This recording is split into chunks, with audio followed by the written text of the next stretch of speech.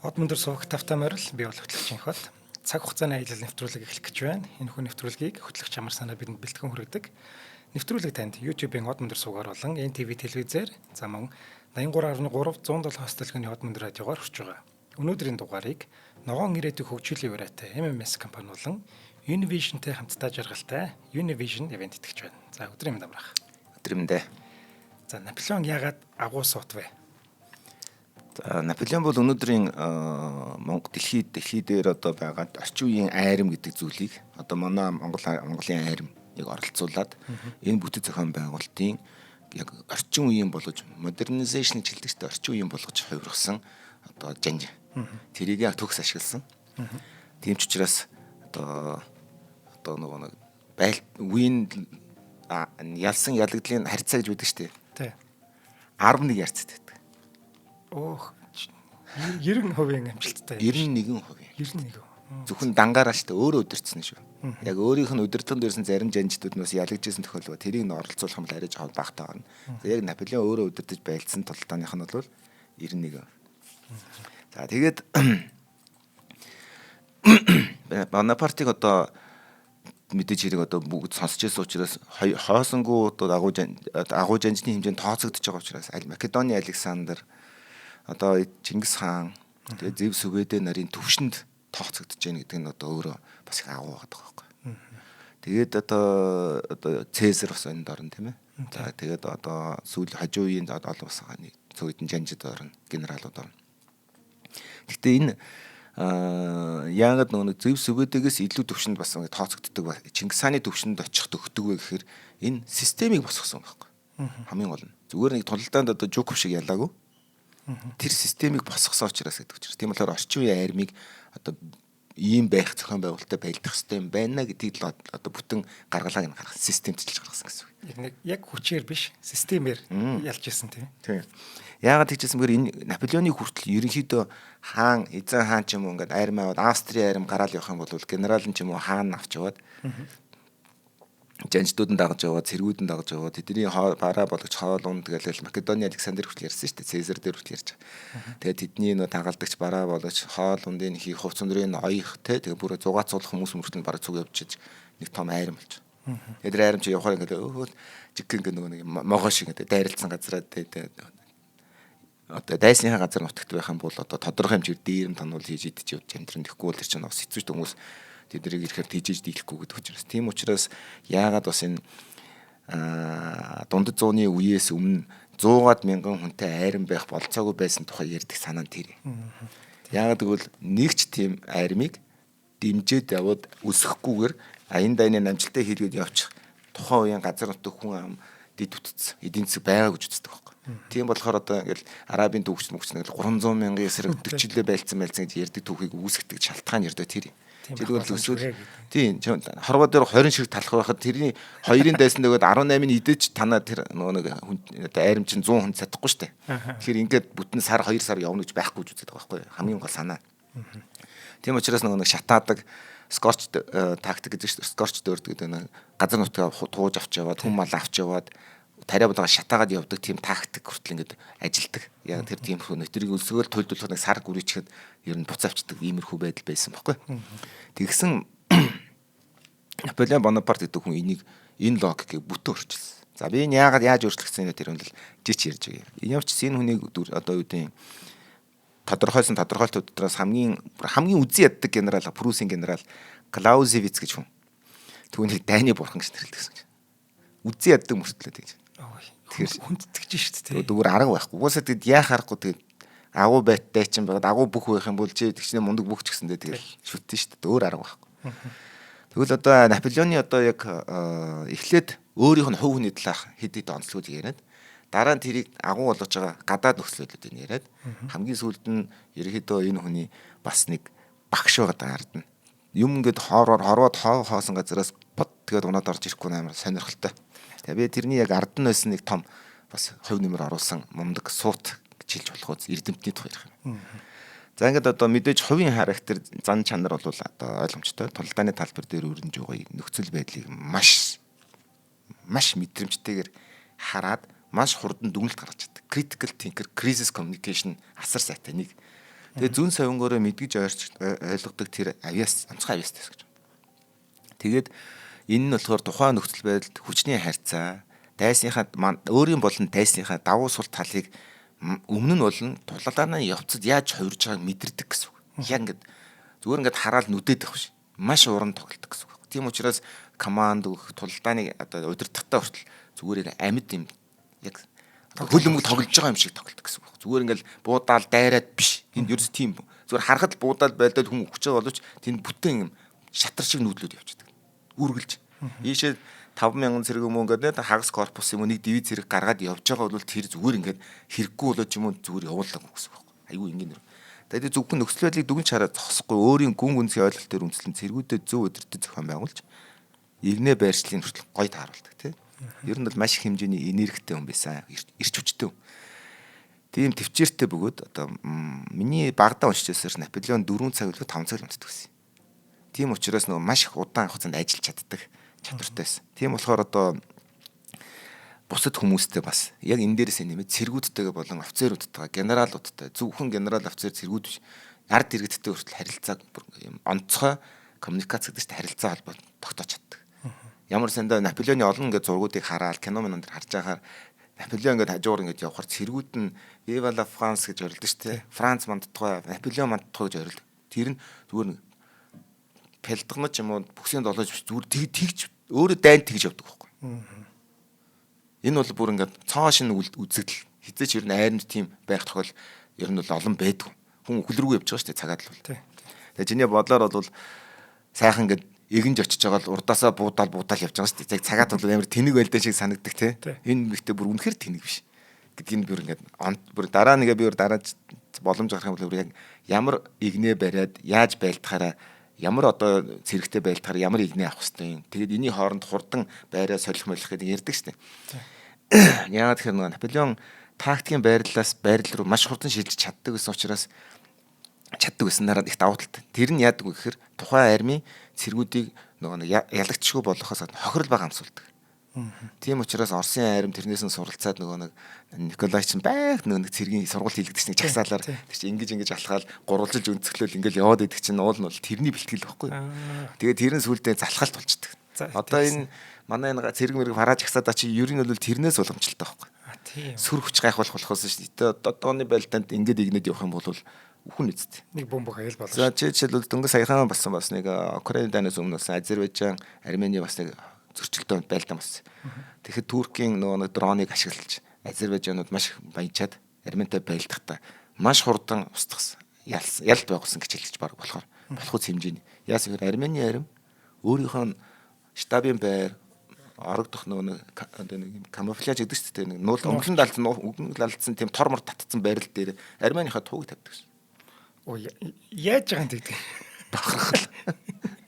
Огсож байхгүй юу? Чи айл болох газартай адилхан байж ах хэрэгтэй үстэй. Харин тэгэл нэрийн нөгөө бактери авлаа тэргээр нөгөө дроноор ирээд буудаад авчиж байгаа. Тэр чинь яг дроны анхны дайны хамгийн том сургамж байхгүй. За ингээд одоо Наполеон бол ойлгомжтой. Аав нь бол одоо Корсикагийн одоо тусгаар тогтнолын төлөө байлтж явсан одоо хөдөлгөөнийг удирдах явсан цэргийн хэрэгтэй. Тэгээд дараа нь тэрийн дарагцсан дараа Корсика гэдэг арлыг төлөөлж Францын хааны ордонд төлөөлөгчөөр суудаг байсан. Тэгэхээр зүгээр нэг хоёрын хооронд гурвын дунд кашны хөлт бол биш байгаа байхгүй. Нэлээд тийм Корсикагаас гаралтай суралж тайлын Корсикто Атма маягийн хүний хөлт байсал харж байна. Ноён хүний хөлт. Ингээд одоо Наполеон бол их бүүний офицер байсан. Их бүүний. Их бүү гэдэг чинь цэвэр тоо математик байхгүй. Артиллер гэж үг байгаа шүү дээ. Арт тилларе гэсэн латин үг. Тилларе гэдэг чинь шидэх гэсэн үг. Ямар нэг чулуу шидэж шүү дээ. Чулуугаар байлтахад чи тэгэхээр ингээд хүүхдүүд рүү хараад юм ингээд шидэхдээ ойрхон бол их шидэн, хоол бол дээш шидэн тий. Үнцэг байгаа шүү дээ. Тэрний чинь урлаг байхгүй. Тэгэхээр энд байгаа нэг юм битийг нэг хүчтэй одоо нөгөө хүч рүү хийж хаад ингээд тэрэлт ахуулаад тэнд буулгах зорилго л байгаа шүү дээ. Тэрийг тооцоолдог урлаг байхгүй. Тэгэхээр энэ одоо шаггүй геометр тоочин бэжэж иймэрхүү зүйл юм. За энэ дээр нэг зүйл гарч ирнэ.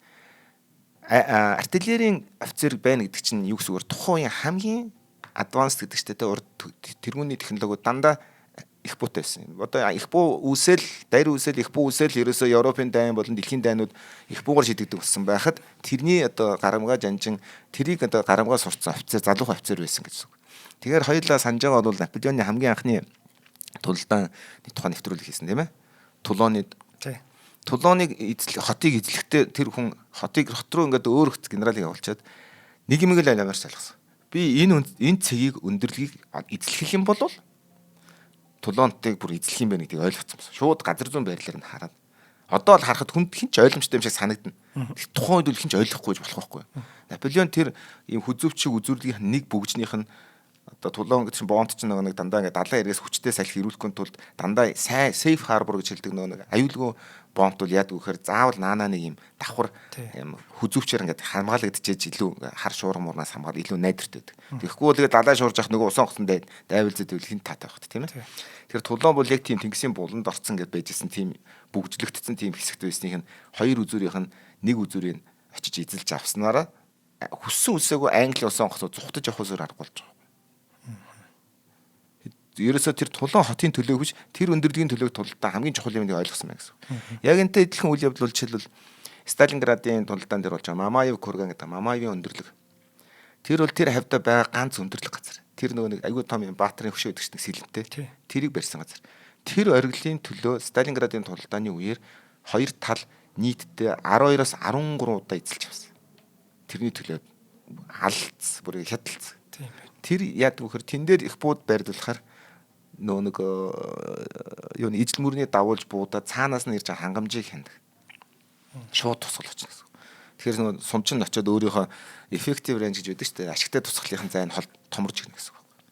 Гэх мэтлээ ингээд аюул олон асуудлууд байна. За ингээд одоо эн чинь нэг Тулооны тулдаанд ялангуяа анхныхаа генерал болж байгаа шүү дээ. Тэгээ генерал болонгуудаа энэ Италийн кампани одоо аян дайныг удирдах. За энэ Испани аян дайнаас энэ хүн ч одоо жинхэнэ одоо баатар болж орчиж байгаа байхгүй. За ингээд мэдээж хэрэгний дараа одоо Египт яваад Египтэд аян бас нэг бүтэл мөтөд дай хийсэн. Тэр бол одоо тэр өөртөө бас шууд хамааралтай бас биш ч гэсэн Наполеоны бас одоо юу гэдэг амжилтгүй аян дайных нэг. Яа тэгэхээр өөрийнх нь хөргөж гисэн флотын англичууд одоо адмирал Нельсон араас нь Египтэд очиж устгацсан учраас буцчихдаг болсон. Газрын дундад тэгс тэр чигээр нь англичууд хянжээс учраас. Тэгээд тойроод явбал бүр ингээд маш хол тойрж явах учраас тэн дээрээс татаж авах дараагийн флотыг үүсгэтлээ тэнд зүрхэл байрлахаас өөр аргагүй ч гэсэн. За ингээд одоо 1801 онд өөрийгөө нэгдүгээр консул гээд дараа нь хөдөлгөөн өөрийгөө насан туршийн тийм консул болгож зарлаж байгаа. За энэ ч нэгээд харах юм бол Цезарийн цолооттой маш адилхан. За ингээд 1804 онд өөрийгөө Франц эзэн хаанаар өргөмжсөн. За ингээд одоо яг ингэж үзээд одоо бас иргэний салбар болон цэргийн бус иргэний салбарт эдийн засгт бас олон өөрчлөлт хийсэн дайнд бэлдэж эхэлсэн гэсэн үг. За ингээд өөрийн аян дайн болох Итали дахь аян дайны алдарсуу өөрийнх нь амжилтыг нь хоёр сарын магтаж бичдэг байсан Францд очиод худалж авсан байна. Энэгээрээ Цезартай амар адилхан. Цезар өөрөө Ромд байгаа өөрийнхөө хүмүүстэй зориулж нөгөө нэг өдрийн тэмдэглэлээ явуулдаг гэсэн байхгүй. Ямар шаардлагагүй байна. Тэгээд сенат ус явуулдаг. Ямар тулдаанд яаж оролцоод яаж ялсныгаа бичиж явуулдаг. Рапорт гэж нэрлэдэг тэрийг. Одоо мэдээ маягаар, тайлан маягаар. Тэгээд тэрийг 2-3% хэвлэж явуулаад нэг нөгөө сенат үнсэж байгаа хооронд Ромын гудамжинд хүмүүст кино ярьж байгаа юм шиг одоо бид хоёр ингэж ярьж байгаа юм шиг ярьж өгдөг. Цезар цаан чинь тэгсэн байна гэдэг би ярьж байгаа шиг. Тэгээ ардууд ингэж зогсон зах дээр ингэж гэж сонсдог. Тэгээ гаалуудыг тэгээд ингэж гэдэг. Тэгэхээр энэ бол зүгээр нэг цэргийн жанжин биш. Энэ өөрөө пропагандист сүртэл ухуулгыг маш сайн мэддэг, пиарыг маш сайн мэддэг юм байгаа байхгүй. За ингээд одоо мэдээж байглаас өгсөн төрөлхийн авиас сайн боловсролын тусламжтай гараад энэ ч бас язгууртан сугсаа гаралтай учраас боловсрол сайн сурсан. Инхээр одоо нөгөө байглаас өгсөн бэлэг гэж ярьдаг шүү дээ. Гифт бол одоо авиас нь улам төгөлдөр чинь гэсэн. Тэгэхээр боловсрол гэдэг зүйл бол зүгээр авиас бэлэгтэй үнийг бол улам тэлдэг. Ийм л. Тэгээ одоо École Militaire гэдэг тэр нөгөө цэргийн сургуультай Францын цэргийн сургууль сураад одоо артиллерийн офицерийнхаа мэдлэгийг бол улам гүнзгийрүүлсэн. За артиллери гэдэг чинь нэг их гайхамшигтай зүйл. Тэгээд энийг судалж явж байхдаа бусад нөгөө нэг жанжтуудын түүхээс судалтын угаасаа цэргийн сургууль. За энэ одоо мэдээж хэрэг Цезар ингэж байлцсан, Македон Ганнибал ингэж байлцсан, Македоны Александр ингэж байлцсан гэх. Тэгээд тэндээс мэдээж хамгийн одоо өөрийнх нь шүтдэг гэн одоо дээдэлдэг хүн бол Фридрих хаан. Пруссийн Фридрих хаан байсан. Герман. Ариун Ром эзэнт гүрний хаан байсан баг шүү. Тэгээ орчин үеийн одоо цэргийн онолчдын бүтээлүүдийг судалдаг. Тэгээ Фридрихийн тулдааны бас янз янзын нэг одоо байдал одоо байрал бүтц мөццийг судлаад тэндээс суралцдаг. Тэгээд өөрөө тэр дараа нь хожим хэлэхдээ энэ тэр үедээ уншиж судалж ирсэн цэргийн онолчдын бүтээлүүдэд уншсанараа миний мэдлэг маш сайжирсан гэж өөрөө тэднэрт өртөө гэдгийг бол ил цагаанаар хэлчихсэн баг. За ингээд одоо яг Наполеон бол өөрөө өөрчлөлт хийгээгүй. Бүгдийг хувьсгалаас өмнө Франц ярим нэлээд өөрчлөлт хийсэн байсан. Дараа нь хувьсгалын дараа ч гэсэн нэлээд өөрчлөлт хийж явсан. Тэрийг зүгээр харж агаад аль нь яг өөрийнх нь тэр онол ирээдүйд нь хэрэгтэй тэрийг хөгжүүлж авч үлдээд бусдын ерөөдөө үзүүлгүүрдэд сайжруулад зарим дэмийнүүдийг нь орхисон л гэсэн үг. Дээр нэмээд Наполеон хизэж бараг 90%-с 95% нь зөвхөн довтлдог тулдааны одоо тактик ашигладаг. Хизэж одоо хамгаалтын байрмаа шилжүүлдэг байсан. За яг одоо Лайпциг, Ларавиер, Аркес гэсэн 3 удаагийн тулдаанд хамгаалах байрал авсан. Лайпциг бол бас хүн тулдаан болсон л доо. Ялангуяа нэг Оросд ялагдаад буцаж явж ирсэн учраас яа харахгүй үнэхээр хоёр талаас нь Прус, Австри, Оросууд гэдэг ингээд үнэхээр яа харахгүй тийм байрал авахаас өөр аргагүй ус учраас энэ бол бүслэх одоо хамгаалтын тактикийн байрал авах. Өөр бусад төвх тулдаан дээр өөрөө дайрдаг. Хизээж хүлээдэг. За ингээд одоо ерөнхийдөө бол энэ хамгаалтын байралд орсон 3 тулдаан дээр ч гэсэндээ их л дайраад за төлөвлөгөө хэрэгжихэ болно штэ. Тэгэнгүүт хамгаалах одоо байрал руу шилжүүлсэн болохоос биш зүгээр шууд эхнээс хамгаалтын байрал аваагүй гэсэн. За ингээд одоо ер нь бол ийм одоо ийм хандлага тулдааны ийм хандлагыг ингэж мөрдлөг болгодог нь одоо тухайн Францын хувьсгалын дайнуудын нөхцөл байдлыг таардаг байсан байна. Тэгээд одоо хуучин одоо уламжлалт дайны арга барилыг өөрчилсөн. За наазах нь ч бол хотуудыг ингэж том хотуудыг бүсэлдэг. Зөв орхио явцдаг. Гарнизоныг үлдээгээд тойруулаад нэг хэдэн хүн суулгаал тэгээд орхио явдаг тийм ээ. Одоо энэгээр бол одоо хоризмыг эзэлсэн тийм одоо арабын ертөнцийг эзэлсэн Монголын одоо байлдан дагууллын одоо тулдааны тактикт бол маш ижилтвэр. За тэгээд одоо цагтаа тулах юм бол тухайд Австри, Прус гэх том гүрнүүд байх хэрэгтэй. Тэдний генералууд нь тийм муу байсан та биш байдаг байхгүй. Зүгээр л Наполеон тэдний мэддэг тулдаанаас өөрөөр тулдааныгаа удирдах, өөрийнх нь тулдааныг зохион бүтээдэг гэсэн учраас тэднийг өөрийнхөө хүссэн тулдаанд оруулдаг гэсэн учраас л тэд ялагддаг гэсэн. Яг үүндээ бол тэдний авсан байрлал бүх юм би ингээд харж мархаж гисэндээ одоо ингээд тулдаан болгоно. Австралицыг харахад хүртэл ингээд байрлалууд нь дандаа зөв. Тэгтээ ялагддаг. Айгүй сонирхолтой тэр байхгүй. Жишээл бол одоо ингээд хоригдж байгаа тал жоох өндөрлөг дээр гарахад ашигтай юм уу? Тэгэхэд нөгөөдөл нь ингээд Працен хайт гэдэг Працны өндөрлөг гэдэг би өөрөө юуны Австралицын тулдааны болсон газар дээр очиж харж байсан. Працен хайт гэдэг тийм нэртэй газар ихгүй өндөрлөг. Тэр өндөрлөг дээр бүх айрмаа ингээд овоолчод тогт очиод хэлчихэж байгаа. Өөрөөс нь алхаж очиод тэр их бууныхын өдөөс. Тийм тэгээд тэр бол ерөөсөө хаус үүсгээд хаус дундаас ложик гаргаж байлддаг юм байна байхгүй. Энэ бол бүр онцгой энийг бол ер нь зүгээр тодорхой хэлэх юм бол иймэрхүү хэмжээний одоо юу гэдэг хаус үүсгэж тэндээс нэг ложик одоо лог зөвлөл гаргалгаа гаргаж тулдаг цөөхөн хэдэн жанжин байдаг. Тэрний нэг бол яа харгуу мэдээж хэрэг манай Чингис хаан. За тэгээд тэрнээс суралцсан 2 жанжин. За тэрнээс суралцсан одоо ач нарын зарим дайнууд нь тийм. Македоны Александр бас тиймэрхүү. Эхлээд ингээд зах руу шидэж хагаад төвөн сулрахаар мэдрэл юм шиг төрөнд ярьдаг шүү дээ. За иймэрхүү зүйлүүд бас.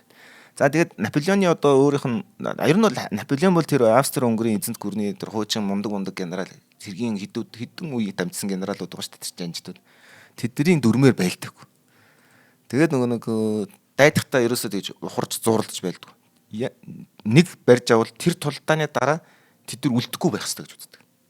Үлдэхгүй гэдэг нь тэр найрам ялагдах хэрэгтэй.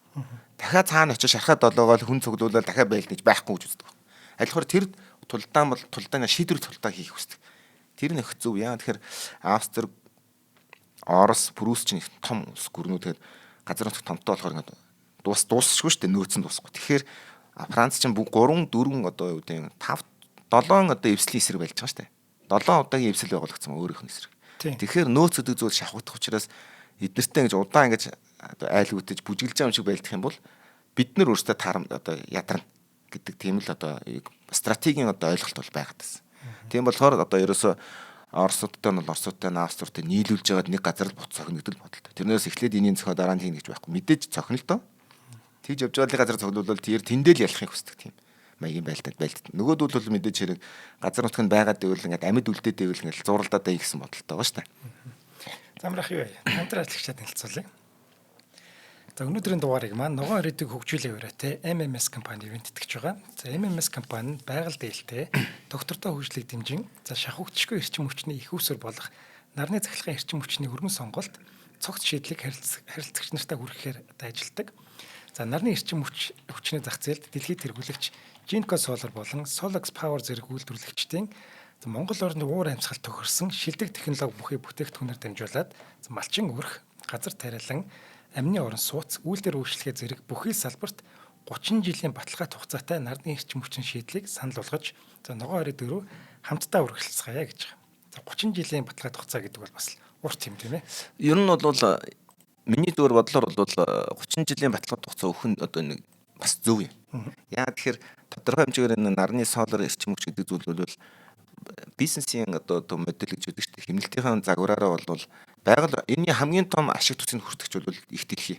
Номер 1. Хоёрд нь хөрөнгө оруулсан хүн нөгөө нэг урт хугацаанд ашиг хүртдэг учраас 30 жил гэдэг ерөнхийдөө бол 30 жил бол урт. Гэхдээ нэг урт хугацаагаар өгдөг байхгүй угаасаа. Тэгжээж нөгөө нэг хүмүүс нөө тэрийг худалдаж авах хүсэлт төрдөг. Тэгэхээр энэ бол 30 жил гэдэг бол 30 жилийн дараа амьд байх үгүй мэдэхгүй тохиолдол бас мундаг л би бол тэгж байна. Ламп хизээч чаддгүй ламп битгий хийгээд байгаа шүү дээ. За MMS компани ийм гоё байхгүй юм. Яг нэг юунда өрөөндө таарсан ийм үйл ажиллагааг явуулдаг. Үйл ажиллагаанд тааруулсан ийм гоё ураатай ч гэх юм уу тийм. Ер нь тэгээд яг хэрэгжүүлж байгаа үйл ажиллагаануудыг барьсан байрлал энэ төр хараадахаар ер нь л бүр нэг тийм очиод хайрламар санагдал. Хайрлахгүй байхын аргагүй тийм. Ийм үйл ажиллагаа явуулдаг. Маш гоё компани байна. Тэгэд ер нь нарны эрчим хүч бол дэлхийд ирээдүйд бол ер нь бол номер 1 одоо цахилгаан одоо эрчим хүчний их усүр болно шүү дээ. Бид нар сансарлуу нарны эрчим хүчээр л явж байгаа шүү дээ яг өмнө хэлэхэд. За тийм ээ. Ер нь тэнд байгаа бүх хиймэл дагуул бүгд тэгж л амьзуулж байгаа шүү дээ. Чинчэнээс ямар нэгэн төршмөл тийш ялаа байчихгүй. Нүрс зөөхгүй тодорхой. За тийм болохоор ер нь одооноос ер нь хэрэглээд хөвшчээ гэж би ер нь жоо уриалах дуртай байгаа юм. За энэ манай энэ гэр оролцооны ч юм уу те туслангийнхэн ч юм бүгд аваад хэрэглэх юм бол ядаж энэ хотын утаан ч гэсэн алга болчих юм да тийм ээ. За хэрв та цахилгаан эрчим хүчний дутагдлалд орсон цахилгааны төлбөр өндөр гарч байгаа зэрэг асуудлууд тулгарч байгаа бол нарны цахилгаан үсвэрээр эдгээр асуудлуудаа шийдвэрлэх боломжтой. За дэлгэрэнгүй мэдээллийг 7711 1999 дугаарлуу залгаад 2 дугаарыг дарчих юм байна. За мөн 8966 41 41 дугаарыг утаснаас за энэ Jinko Solar болон Solax Power зэрэг үйлдвэрийн бүтээгдэхүүнүүдийг дэлгэрэнгүй мэдээллийг авах боломжтой байна. За баярлалаа. За ингээд одоо ер нь бол нэг юм жоохон мангастаж одоо юу гэдэг нэг тийм бадарч зодтолдог UFC fighter гэдэг шиг тийм тэгж байлддаг гэсэн байна. Дандаа ингэж төрүүлж довтолж. Тэгээд хаус үүсгэнгүүтээ тэр дундуураа нэг логик гарч байгаа тодорхой дивизүүтэй дандаа араар нь тойруулж байлддаг. Ерөөсө үндсэн зорилго бол ерөөсө дандаа маневрлал чинь ингээм аут маневр хийнэ гэдэг шүү дээ. Дандаа араар нь тойрч гараад ард нь гарч ирэх зорилготой. Ер нь ингэж хоёр талаас нь бүсэлж байлдах. За хэрвээ ямар нэгэн байдлаар тэгэл ялал авах юм бол элдэн хөдөг. Элдэн хөөгөөд ингээд ирэхээр араас нь хөөшттэй тэнгүүт нөгөө арми чинь морол нь унаж нөгөө арми чинь байлдах хүч нь сонирхол нь байхгүй. Тэнгүүт Францын арми одоо тийм морол өснө. Ойлгомжтой. За тэгвэл би жамсан юм асуусан. Морин цэрэг яг ямар хэрэгтэй вэ? Морин цэрэг ямар хэрэгтэй вэ? Дээрээс байлдаа шүү дээ тэр чинь. Үгүй морин цэрэгийн ерөөсөн үндсэн зорилго нь заяа. Армиг дуусгах зорилготой байдаг байхгүй. Дуусгах хөөж. Яг энэ үед. Одоо бол бид нар болохоор ингээд морин цэрэг ингээд дайраад ингээд одоо дайсны байрал руу халд дайрж урд урдаас нь дайрдаг штэ. Энэ бол маш цөөхөн тохиолдолд болдог. Бүр онцгой тохиолдлуудад тийм л юм гарна. Тэрнээс биш ихэнх тохиолдолд тийм баг байхгүй. Яагаад морин цэрэг юу хийдэг вэ гэхээр үндсэн тэрийг игэнцэн байгаа айран биш тэ. Ингээд дөрвөлжин ч юм уу ингээд игнэгээр явж байхад хоёр талаас нь морин цэрэг ороод ирэх юм бол маш эмзэг болдог учраас тэр жигүүрийг хамгаалж өгнө. Энэ талаас нь хоёр жигүүрээс нь дайрхал юм бол тэднийг оруулахгүй хамгаалаад энэ үндсэн шугам дайралтаа хадгалуулна. Тэгэхэд зориулдаг. Дараа нь эдгээр ялаад ирэнгүүт зугтсан цэргүүдийг зугтаалахгүй тулд морин цэрэг илтэнэ. Тэрнээс биш морин цэрэг шууд явган зэрүүр дайрахгүй. Явган зэрүүр дайрвал нөгөө буун их морин жад маттай учраас зүү шиг юм руу хизээч морь тавьж орж чадахгүй шүү дээ. Өсрөөл нэг 2 3 цэргийг нэдрэн тэгэл байхгүй бол тэгээ морчин цөөхөн шүү дээ. Тэгэхээр одоо юу гэдэг ингээд байлдаанд кинонууд ингээд гарч бараагаа морин цэрэг шууд ингээд халз явган зэрүүдийн өөдөөс дайрж байгааг харахаар энэ бол ер нь бол амиа хорлт гэж үздэг байхгүй. Би уг нь амиа хорлт гэж боддгийн. Гэтэ кинонд дэр тэгж дайраад байгаа болохоор би ч нөө дайнд явж үзээгүй хүн шүү дээ. Ийм олон би ч явж үзээ. Гэтэ ийм олон дайнд шүү дээ. Морин цэргүүл зөвхөн дайснаа дуусгах зорилготой. За би дараа нь хамгийн сүүлд нэг Наполеон яагаад ялагдсан бас нэг түүхийг ярьж ихтер морин зэрэгтэй холбоотой. Тэр Ватерлоо дөө. Үгүй ер нь бол Ватерлооч ер нь зүгээр ингээд одоо Москвад ялагдчихад ч гэсэндээ ялж болох байсан байхгүй. Яагаад ялагдсан шалтгаан нь шүү дээ. Тухайн тулдаануудыг ялчаад нөгөө дайсны ярим зүхтэн шүү дээ. Араас нь хөөх моргүйсэн байхгүй. Тийм үү. Тийм учраас нэг морь гэдэг чинь тухайн нөгөө танк. Тэгээ Франц чинь нөөц муутай. Хичнээн ингээд явж байсан. Орос хүртэл байлчаар морио ингээд цөөлцсөн. Морь нь харьцангуй цөөхөн болцсон байсан.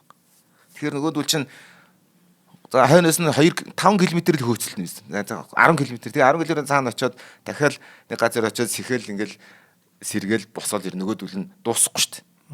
Энэ иймэрхүү тулдаан дээр яадаг вөхөр ингээд ялангуутаа зүхтахаар нь араас нь морин цэргээр хөөж баривчилж олдцолж өөр ингэж авдаг учраас айрын бүтэн ялдаг гэсэн юм. Аннихиляшн гэж ярьдаг шүү дээ. Аннихиляшн гэж яриад байдаг тэр устгах гэдэг чинь тэр айрын устгах гэдэг чинь. Тэнгүүд нь Франц Наполеон дайнд тулдаануудаа хожимынхон тулдаануудаа ялж исэн боловч яг стратеги дээр ялагдсан салтгаан нь болохоор морин цөлцөлсөн. Яг бол Оросын аян дайн дээрс маш их морин цөлс алдсан. Ялангуяа буцаж явах замдаа.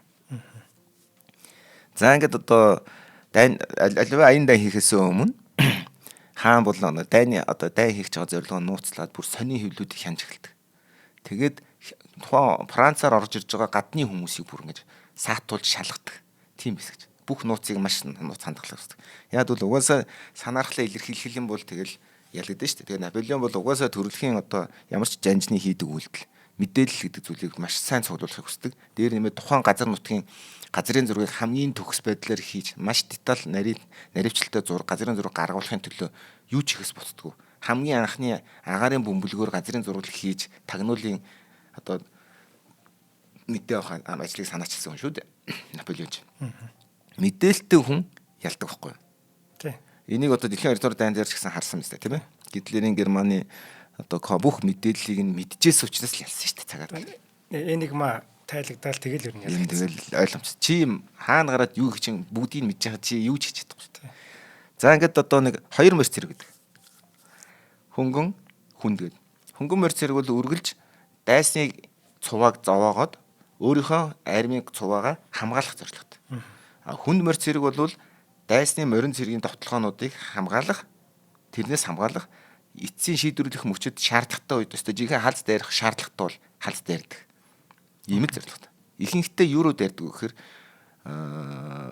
хүнд морин цэрэг дээрээ нэмсэн морин цэргийн их бүү гэдэг тийм юм зохион бүтээсэн. Тэргэн дээр очиж явжгаад маш хурдан байрлуулдаг. Тэгээ байрлуулангуудаа Наполеон өөрөө дурандгаар харддаг шалтгаан чинь за метрээр үүсэн ингээд зайгаа мэдж байгаа шүү дээ. Тэгвэл дайсан чинь ингээд байрлал эзэлж шүү дээ. Тэнгүүд чи одоо ашигтай байрлал эзэхээр тэр чинь дайсан харангуйтаа тэрэнд тааруулаад ингээд буумгаа эргүүлээд ингээд хамгаалцдаг учраас яа гэхээр дайсан байрлал бүтэн эзэнгүүд сул цолцсон цэгүүдийг олж харангуйтаа тэр цэгүүдийг эзлэхийн төлөө бүх зэрэгээ явуулдаг байхгүй.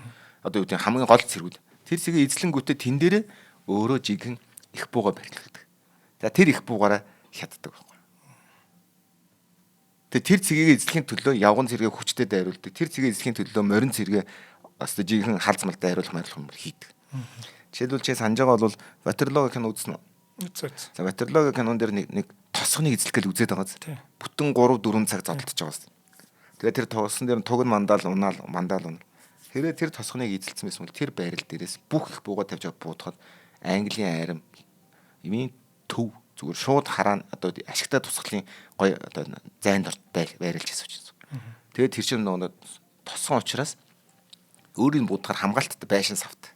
Тэгээ өөрөө ингээ байглаасаа ингээ чулуун байшин дээр бэхлэлттэй байхгүй. Тэрийг эзэлсэн бол тэгээд ерөнхийдөө их бууга байрлуулаад авсан бол ер нь тэр одоо юу гэдэг тулдааны үр дүн өөр харагдах байсан гэж ярьдаг. Холбоотнууд анх байж тийм. Ер нь бол яг алс хиттэй эдийн засаг одоо юу гэдэг хангамжаараа магадгүй Францыг ялж магадгүй гэхдээ яг ч гэсэн Ватерлоо дээр бол ялагдахгүй байх байсан гэдэг зүгээр дүгнэлт байдгийг. За ингээд одоо Наполеон тэгээд айрмаа нэг эзэн хааны нэг цул том айрам гэ 120 мянган хүн аваад могоо шиг явдаг юм хийгээгүй. Корпус туус. 10-аас 15 гэдэг дивиз дээр суурилсан корпус гэдэг. За корпус болгон тусдаа Мюрат гэдэг ингээд жанжтууд байдаг шүү дээ. Франц Наполеон ч баг 31 шахуу маршалтай шүү дээ. Маршал болгоно нь корпусын командлагч байхгүй. Тийм үү. Тэгээд тэр ингээд нөгөө маршал гэдэг чинь үгээр филд маршал гэдэг чинь маршал чинь удирдах гэсэн санаа. Ер нь тэр босс нэгс тухайн корпус. Наполеоноос шийдвэр аавна. Хэрвээ Наполеоноос шийдвэр ирээгүй шууд халт тулах юм бол өөрөө бие даа шийдвэр гаргах чадвартай нэгж гэсэн байхгүй армийн. За тэгвэл одоо нөгөө Украины 1-р арми, 2-р арми гэдэг шиг армийн бүтц рүү ороод ирсэн байхгүй. Армийн бүтэн томороо нэг том арми болоод тэгээ зохион байгуулалтыг тэгээ хуваалцсан. За тэгэнгүүтээ корпус нь яадаг вөхөр ингэнэ гэсэн үг. За ингээд за нэг 100 за ингээд ингээл да 50 мянган хүнтэй арми эсрэг 20 миллион байлтыг гэж тооцсон. Тэгэнгүүт 5 барил руу ингээд 25 хуугаад явуулчихсан. За тэгвэл 4 мянган хүнтэй 4 арми очиж штэ. Тэгвэл 55 хуудаад өөрөөс 4 мянган хүнтэй арми эсрэг 10 мянган хүнтэй арми ингээд өшө корпус ингээд 5 газар ингээд байрлуулчихна. Тэгэхээр нөгөөдөл чинь тараад бүгдийг барьж авъя гэдэг ингээд 5 хуудаад ингээд явна штэ. Тагнуулын мэд ирж байгаа юм чи. Тэгэнгүүт маш хурдан хугацаанд 3 корпусаа 4 корпусаа нэгтгэхэд нэгээр нь барьж иддэг байхгүй. Энийг корпусын орчин үеийн байлдааны бүр анцгад юу болоход хувиргацсан байна. Начистай. Дээр нэмээд корпус болгон өөрийн хангамжтай. Тэгээд орон нутгаасаа нөгөө нэг юм худалдаж авах рейттэй төлбөртэй болгоцсон. Тэнгүүтээ эзэлсэн ч хамаагүй за нэг жирэг талхыг тэднийгөө худалдаж аавна гэдэг Алтан Франц заос нэг франкаар худалдаж аавна гэдэг бүр 4 тогтооцсон. Тэгэхээр эзэлсэн газар нутгийн хүмүүсэндээ юмаа зарж байгаа ч дээрэмдүүлэхгүй зарж байгаа учраас одоо хангамж гэдэг зүйл найдвартай болж эхэлсэн. Дээр нэмээд тэр чинь гол мөл гарна штэ. Тэгвэл корпус болгонд инженерийн ангит болсон. Корпус болгонд инженер болон саперын ангиж гэдэг штэ. Саперс гэдэг чинь хүрдсчихэд гэсэн үг байхгүй юу?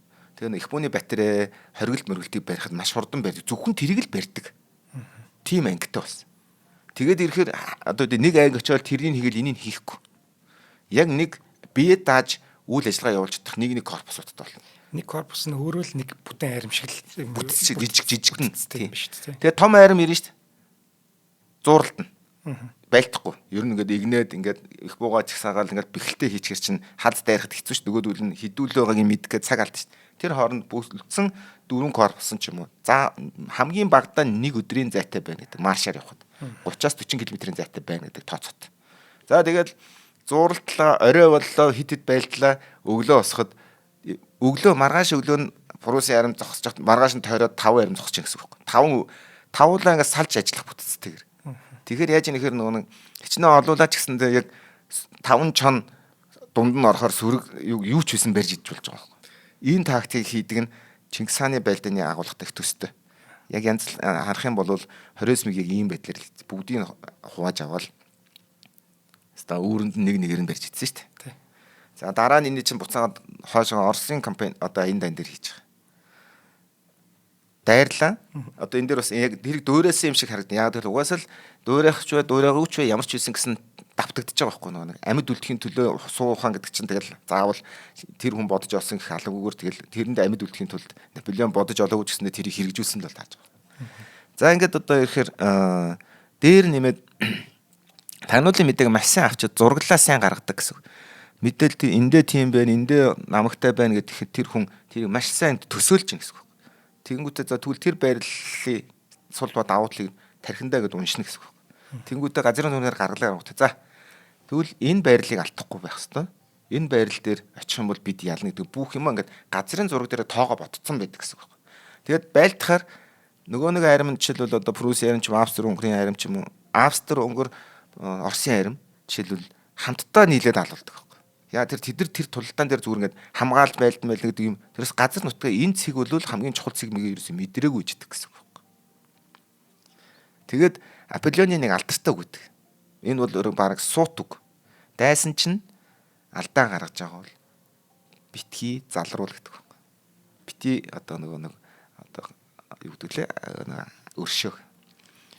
Даа чинь улаан зам чиний нүднэр алдаа хийж чих чи тэр ингээд яа гэдэг улам их алдахыг хүлээх хэрэгтэй гэсэн үг байна.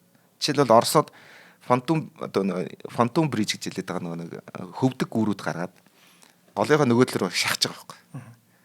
Тэгэнгүүт Наполеон бүх армийг гарч дуусахыг хүлээж хагаад ганцхан корпус нь зурцсан байсан. Ганцхан корпус нэг мэдэнгүүтээ Оросын арим, Австрийн арим нох гэдэг тэрийг эзэлэх гээд голынхоо ирэг рүү гарч эхэлсэн. Тэгэнгүүт нөхдүүд дээрээс нь том гуайлангууд урсгаж байгаа. Инженерийн ангууд. Тэр гуайлан ч урсаад яах юм? Хөвдөг үрүүд ингээд эвдэн үстэй. Тэгэнгүүт Наполеон өглөө найрам орчиж байгаа. Тойр зогсон. За тэгээд тэдрийг өстө голын ирэг дээр гол руугаа орож ивж өхөн зүхтаж чадахгүй. Ингээд хоёр арим нэг мөсөн барьж иднэгд чинь тэр байна. Тэнд чинь одоо Оросын Багратион чинь гарна. Оросын аримчистэй чи эзэн хааны гвард морин цэргийн амиа хорлсон дайралтууд хийн. Ухарж байгаа цэргүүд аврахын төлөө маш их хохирол амсна. Нөгөө нэг Наполеоны дайны нөгөө нэг гвардийн чинь хүртэл гарна штэ тэр нэр. Гэх мэтлээ ингээд ийм байдлаар ингээд нөгөө алдаа гаргахаар тэрийг ингэж өөгшүүлдэг. Бүр ухарж татаж өгдөг ингээд тэр боломжийг өшөө том болгож өгтөн тусалдаг гэх юм уу. За яг одоо энэ ч та ярихад бол хин ч амархан л санагдах баг. Гэхдээ тэр алдаа гаргачихлаа гэдгийг мэднэ гэдэг чинь өөрөө тэр нэг авиас нэг байгаа. Тийм байна.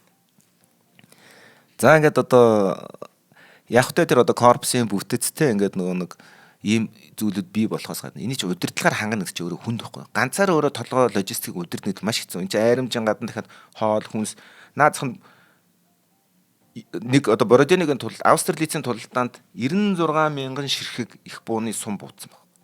Ийм шайрэг нөгөө бөмбөлөг. Бородинод 91 мянган бууцсан. Тэгвэл тэр чинь хин хаана үйлдвэрлэх яаж зөөх гэдэг асуудал гарч ирнэ. Тэр чинь эний чинь удирдыг чинь армийн штаб шийддэг байхгүй. Хангамж, хүнс, унтах дээр хоол, бараг тэр одоо буудах дайр мэр бүгдийг нэ гэсэн. Тэгэхгүй л иж зүгээр очиод байсан газараас аавна гэж байхгүй шүү дээ. Тийм шүү дээ. За тэгээд ирэхээр нөгөө нэг армийн зохион байгуулдаг штаб 1800-аад оны их үед одоо нэг 100 орчим хэдэн зуухан хүнтэй штабтай байсан бол 1814 он гэхэд хэдэн мянган хүнтэй байсан байна. Тэр чинь зохион байгуулна, логистикт чинь бас тийм амар зүйл биш байхгүй. Манай өвөө жишээлбэл Ленинградын нисхийн их сургуулийн цөнөөгч онгоцны нисгчээр сурахаар яваад 2 дугаар данд бүслэгдээд тэгээд 43 он Ташкент руу гарч сурахдаа цэргийн арт талаар төгссөн байна. Штаб буюу одоо хангамж тэр нөгөө нэг зэрэг зэвсэг инээ тэрийг хангадаг тийм. Тэгээд эренгүүтээ 45 оны чөлөөлөлт танд одоо говь янганы чөлөөлөлт одоо манай Монголын секторын фронтын артал хурандаа цолтгор хэлсэн. Тийм. Биш хошуу цолтгор хэлсэн. Тэгэхээр би зүгээр цэргийн артаад гэдэг зүйл ойлгохгүй. Фронт дээр байлдгүй юм байх гэж боддог ус тэр аюу бас чухал байгаа. Ямар санд хангамж муутай цэрэг одоо би энэ тэр нэг өөр хүний ярьж ихин шүү заяа. Гэхдээ амрах юу өөрт хүний түүх ярина гэж цаг дуусчаад байна. Яах юм бэ? Дуусаагүй шүү дээ. Юу 5 минут байна шүү дээ. Ярина шүү дээ. Хамтран ажиллагчаа танилцуулъя. За өнөөдрийн дугаарыг маань Univision-тэй хамтдаа жаргалтай Univision event итгэж байгаа. За ийм нэг уриалга байгаа юм. Цуслан гарахын өмнө түр салгалтай Unitel аппликейшнээр хийгээрэй гэдэг. За өрн дулаан цаг ирж байгаа. Хүн болгон туслан руугаа явнаа мэдээч. За Univision хэрэглэгч та урт хугацаанд аяллаар явах. За гэр бүлээрээ туслан гарахаар төлөвлөж байгаа бол түр салгалтай Univision аппликейшнаараа хийчих боломжтой болсон юм байна. За Univision үйлчилгээг ашиглахгүй үедээ түр салгалт хийлгэснээр хэрэглээний төлбөр бодогдохгүй ба Unitel аппликейшнаар хамгийн хялбар хурдан үйлчилгээг авах боломжтой. Unitel аппликейшнаар түр салгалт хийхдээ бүртгэлтэй имэйл болон утасны дугаараа шалгаж хэрвээ идэвхгүй дугаар имэйл хаяг бүртгүүлсэн бол шинжилэлт одоо хийнэ үү гэж зөвлөж байгаа юм байна. За энэ бол зөв үү? Тэгээ энэ ч одоо туслан гарчаад Unitel-ийн төлбөрчийн Univision-ийн төлбөрчинд гараад ивэл уучрал утахгүй байсан тийм. Аа тийм. Тэгэл одоо customer care тийм одоо салш үүсгэж шүү дээ. Тийм. Хэрэглэгчд ашигтай тааламжтай байхаар бүгдийг шийдэх. Шудрах шүү дээ. Хэрэглээг бол хөдөлгөхгүй байх нь. Тийм яг үнэ. Тэнгүүд нэг тэрийг мартаж явчаад ийм төлбөр гарчлаа би хэрэглээгүйгээд бас хэрүүл хийх тохиолдлууд гардаг. Тийм эн чинь зөв байхгүй боломжийг нь олох хэрэгтэй эхлээд тэгээ тэрний дараа тэр тухай ярих хэрэгтэй байхгүй тэр тэгсэн үгүй юу гэдэг тийм ээ. Тийм. За тэгвэл одоо өмнө уцтаал би ингээд лагер гарна манайхыг салгаад өгөөч гэхэд ядаргаа болдог байсан бол одоо Unitel-ийн аппликейшнаараа ороод зүгээр салгалтаа хийчихдэг. Өөртөө эзэм болж байгаа юм. Тийм одоо энэ бүх юм л юм амар болчихно доо нэр. За юм асуумаар байвал Univision-ы чатботоор шууд асуучих болох юм байна. Энэ бол ер нь AI л болсон байлээ дээ ер нь тийм ах шүү нэрээ тий. Тий. За мэдээж Unitel аппликейшнийг бол одоо Apple Store, Play Store энтрээс татаад авчиж болно. За мөн Unitel зэг юм байна. Одоо Unitel app гэдэг шууд вебсайтаас нь ороод татаад авчих. Ийм боломжтой болсон юм байна. За ингээд өнөөдрийн дугаарыг маань Univision-тэй хамтдаа жаргалтай Univision event тэтгэлээ. За би энэ одоо ярих юмныхаа бүр 30% ороогүй. Тэгтээ мэдээд байна. Тэгтээ би зүгээр ямар ч дуусгах чаддаг юм. За тэгээ. Гурван юм хэлээд. Ерөнхийдөө гурван төрлийн тактик хэрэглэж байгаа. Яг тулдаан дээр. Үндсэн тактик бол ерөөсөө эхлээд заавал одоо маневр хийж тойрж араар нь гарах сонир. Одоо тийм л хүсэлтэй. Яг бол довтолж байгаа учраас араар тойрж бүслэгдэж өөрөө сул тал нь бол гэсэн дайсны. Дээр нэмээд хэрвээ тэр бүтлгүүтэх юм бол хэрвээ айрманд сул байх юм бол голоор нь орно. Юу хэлээд зүрх суглах л. Тийм. Тэнгүүтээ хамгийн сул хэсгийн нөгөө нэг тойрч бүсэлж байгаа маневрж байгаа талтайгаа нийлж идчихэд тэг эргэж хараад байлдаг гэсэн. Дээр нэмээд юу яа. Хэрвээ одоо тэр зүйл нэг голоор нь ороод хоёр айрмын дундуур орж чадахгүй бол шууд жинхэнэ зүрх суглах гол руу нь яг маш хүчтэй центр рүү дайрна. Дайрахаас өмнө ихтэй яадаг гэж. Ихэнхдээ айрм ингээд нөгөө нэг их буунуудаа ингээд тарааж тавьдаг. Нэг хин Наполеоны армийн бас нэг давуу тал нь галын хүчийг нэг төв цэг дээр маш хүчтэй төвлөрүүлдэг. Төвлөрүүлэх санаа нь юу гэхээр зүгээр л яг 100 мөн их бууг нэг байрлал руу барьж байгаа л өдөр шөнөгүй гэсэн. Тэгэхээр чин тэр байрлал бүр хинт байхыг хүсэх бодно штэ. Тэгт нь морин зэрэг орно. Морин зэрэг орохоор тэр чинь нөгөө нэг төвийн цөмөлнө гэсэн үг байхгүй. За тэгээд цөмөлсний дараа тэр эмх замбраагүй дундаас эмх замбраа логик гаргаж ирж зад орж ирдэг. Яагаад тэр энийг өөрөө нэг их бууны офицер учраас маш сайн ашигладаг байсан баг.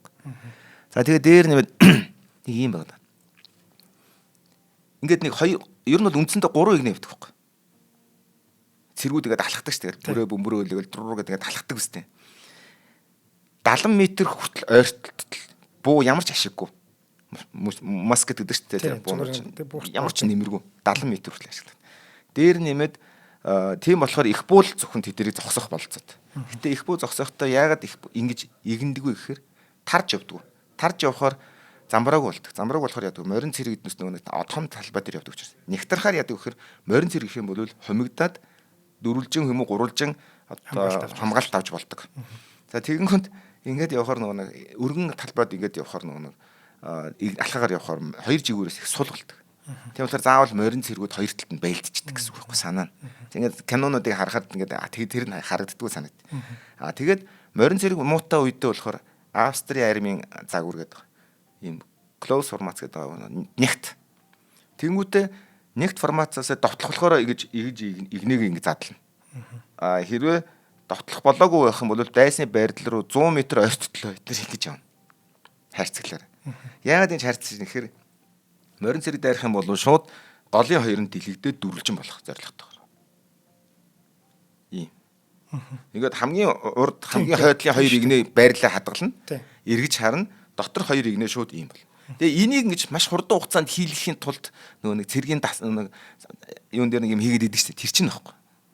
Тэгээ Наполеон энийг биш үү? Айгүй их нөгөө нэг давтуулдаг гэсэн. Өөрөө зохиогоогдсон энийг маш их давтуулсан. Яа давтуулдаг гэсэн гэхээр хорооны төвчөнд 7 хоногт 2 удаа, сумгийн төвчөнд өдөрт 1 удаа. Заавал. Тэгээ энэ чинь нөгөө нэг гар хөлөө алдахгүй байх гэдэг зарчим байхгүй. За тэгээд артиллераа ингээд төвлөрүүлж буудаад ингээд гэж шүү дээ. Тэнгүүд ерөнхийдөө артиллер бол ерөнхийдөө 300-аас 350 м-ийн зайд бууддаг гэсэн санаа юм. Тийм болохоор артиллер бас ингэж бууддаг. Хүнд том сум учраас яг шууд очиод онохгүй ч гэсэн өнгөрдөг, ойдог. Тийм болохоор ингээд тусгал нь ингээд тодорхой хэмжээнд ирчээ алтлаа нэлээд хол юм гэсэн. Тэгээд тэр чинь хөл гарын дайрн маяг янз янз болдог шүү дээ. За энэ дээр нэг дахиад нэг юм байгаа. Корпусын зарчмаар ажиллаад ирэхээр Наполеон нөөц айрам гэдэг зүйл байдаг болчдөг байхгүй. Тэр нь яг нөгөө хамгийн хэрэгтэй үед хамгийн шийдвэрлэх мөчид ялтыг эргүүлэх тохиолдол маш их байдаг байсан. Тэрийг болохоор Imperial Guard гэдэг эзэн хааны гвард гэж нэрлэжээд байгаа. Эзэн хааны гвард чинь цагаад болох юм бол 100,000 хүрч ирсэн шүү дээ хүнийх нь тоон. Яа үгүй тэр нөгөө Францын хааны өөрийнх нь бүр нөгөө онцгой байдаг. За тэгэнгүүт яадаг вэхээр салж корпусоор байлжхаар дайсан чинь бүх хүчээрээ бүгдэнтэй зуралдаа байлдахаар тэдээс сул чөлөөтэй нёгийгээ салгаж авч үлдээд хэрэгтэй дээр шидэж чаддаг гэсэн хүч нэмж тэгж тоглодог гэсэн байхгүй. Тийм учраас тэр нөгөө нөөц гэдэг зүйлийг аюулсан ашиглаж сурсан. За дээр нэмээд айрам дээр Legion of Honor гэдэг нэр хүндийн одоо легион алдартрын легион гэдэг тийм цолтой болгосон. Өмнө нь армийн Францын арим дандаа язгууртан офицерууд л цол авдаг гэсэн бол энийг явган зэрэг бүр ингээд private-аас эхлээд байлдагчаас эхлээд генерал бүгд авч болдог ганцхан цэргийн цол байсан. 40,000 хүн нийтдээ авсан байдаг. Энэ 40,000 хүний ихэнх нь дандаа нас барсны дараа авсан байдаг. Тим айхтар нөгөө нэр хүндтэй учраас хүмүүс бүр амар байлддаг. Австрал биш Ватерлоогийн тулдааны дараа 14,000 ийм цолтой хүн амьд үлдсэн байдаг гэж. За ингээр нөгөө Францын арим тариачдыг ихээр нь аваад ирнэ штэ. Тэгэнгүүт армийн хэмжээ нөгөө цэргийнх нь тоос асар урд нэмэгдсэн.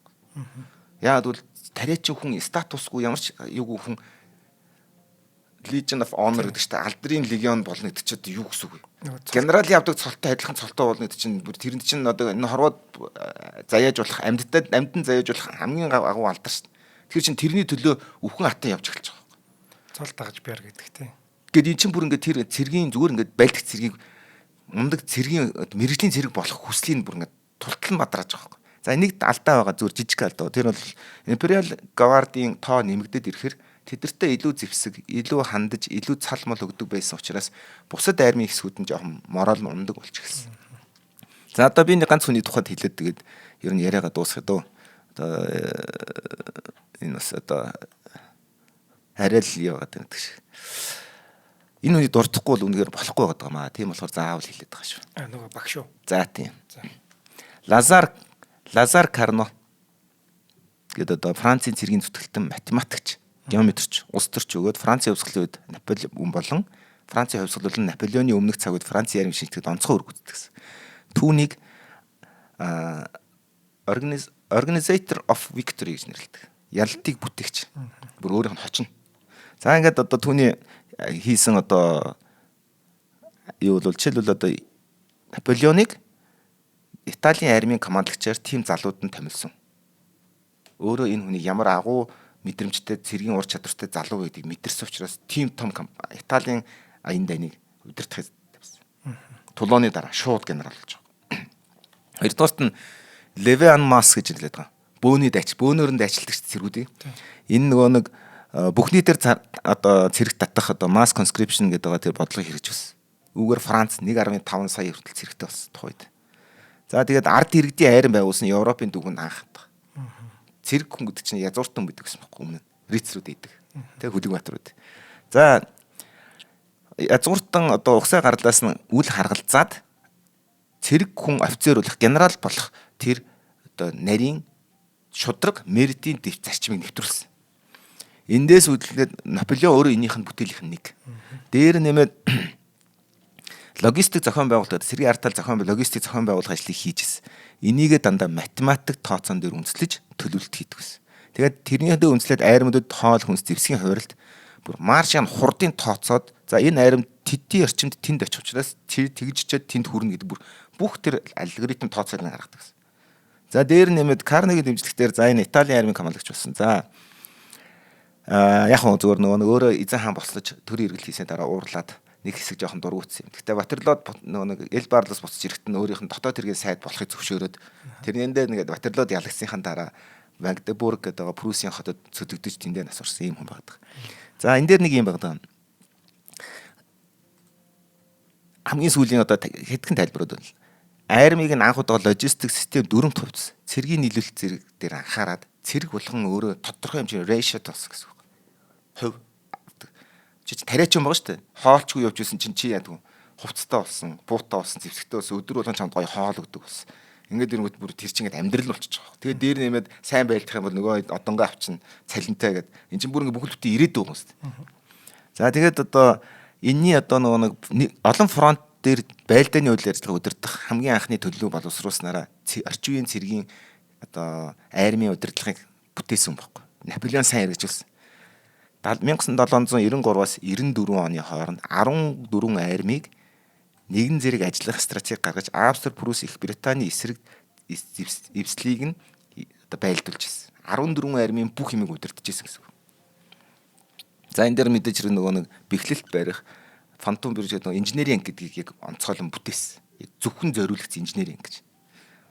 За ингээд одоо энэ хүний одоо хүчээр бол одоо Наполеон бол үнэхээр ийм тооцоотоор ард нь ийм хүн байсан учраас тийм мундаг одоо бас гавьяг байгуулсан байх бололцоотой гэдэг дүгнэлт гарч ирж байна.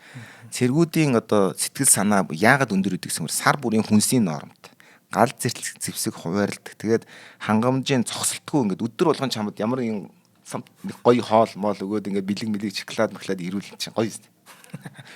Тасгандаа тийм ч юм амсч үзээгүй. Жишээлбэл одоо хит хитэн тустай армуудыг явуулаад харж агаад энэ хэд тавлаа явж байгаа тэр хавьд нийлэх юм байна гэж тооцоод тэг хөдөлгөөний дотоод динамикийг нь математик тооцоор гарангуудаа Италийн армийн бүх маршрут маршийг цаанаас нь зохион байгуулж өгчээсэн байна. Тийм болохоор 5 замаар явж байхдаа 5-аас 8,000 хүнтэй 5-6 ингээд арми явж байгаа л нэгэнтээ зурлахад нөгөөдөл нь амжиж ирээл тэгэл ерөөсөө тэр дандаа өөрөөсөө 2 дахин их хүчтэй армийг зарим тохиолдолд 3 дахин их хүчтэй армийг 3-4 салгаж байгаад бариад итсэн байхгүй тэр. Тэр шургаалчны тактик ч юм бол энэ хүний санаа юм биш үү те. За тэгээд тэгж ойлгож болох нэ. За жишээлбэл одоо яг энэ тооцоогоор жишээлбэл одоо Вандед одоо дотоодын бослогод харж байгаа юм. Хойд хэсгтэр одоо австричуудтай байлж байгаа. Зүүн хэсгтэр Рейн мөрний дагуу прусчуудтай байлж байгаа. Өмнөд хэсгтээ италичуудтай байлж, испанчуудтай байлж байгаа. За. За юу яачлаа? Юу тийм харамсалтай дугаар болчлоо. Бэлдсэн юм та ирсэн материалынхаа 50% нь яруу сая. 50% л ирлээ. 50% л ирсэн те. Өөр гоё юмнууд зөндөө байсан баг та. Би дараа нь зүгээр юу? Өөр хэсэг дээр дараа нь. За тийхүү. Бүр яг ингээд тэр цэргүүд нь яагаад дөрвөлжин болоод тэгээд яаж морин цэргүүд нь өөрийн гэсэн үүргүүдийг яриад гусар драгун гэж мэдхүн. Үгүй. Нэг морин цэргүүдийг нэрлээд байдаг шүү дээ. Гусар драгун казакууд гэд нэрлээд байдаг шүү дээ морин цэргүүдийг. Яагаад морин драгун гэдэг яагаад гусар гэдгийг нэрж үгүй. Тэгээд тэр нэг цэргүүдийн чинь үүргээр ойлно бүр тус таахгүй. Яг тийм ээ. Фузилер гэж юу гэж байгаа юм, гранадиер гэж юу гэж байгаа юм. Яагаад игнэний голд буутчууд нь захт нь гранадиерээ зогсдгийн. Цагаадлах юм бол тэр юуг хараарай. Парадуудыг хараарай. Дандаа хайрцагийнхаа гадна талаар надад томчууд нь алхдаг. Яагаад тэгэхээр морин зэрэгтэй ярихад том биетэй даах чадвартай гэдэг утгаараа. Гардан тулдаанд хамгийн түрүүнд орох учраас хамгийн өндөр том биетэнүүд нь захтаа зогсдог юм. Чи зүгээр нэг юм нэг гоё юм тулгын зэргүүд өрд тоглоод байгаа юм биш байхгүй. Тэгээд үрж тоглож л байгаа шүү дээ тэр чинь. За яг хөө тийм ээ. За баярлалаа амрах. Манай хамаарахчтай Наполеоны өмч фэн байгаа. Тэгээд сая бэлдсэн юм ярьсангүй бүр яг сэтгэлдээ байсан тэр юмнуудаа л бүгдийг ярьчих шиг боллоо. Гэтэ бэлдсэн юмны 50% дараа өөр нэг нэвтрүүлгийн дундуур ярих гэж амлалаа. За баярлалаа амраахаа. За. За нэвтрүүлэг маань та бүхэнд YouTube-ийн Од Мөндөр сувгаар болоод NTV телевизээр зам 83.3 107 төлөвийн Од Мөндөр радиогоор хүрсэн. Өнөөдрийн дугаарыг ногоон ирээдүйг хөгжүүлэх яваатай MMS компани болон Univision-тэй хамтдаа жаргалтай Univision event тэтгэлээ. За дараагийн дугаараар уулзъя.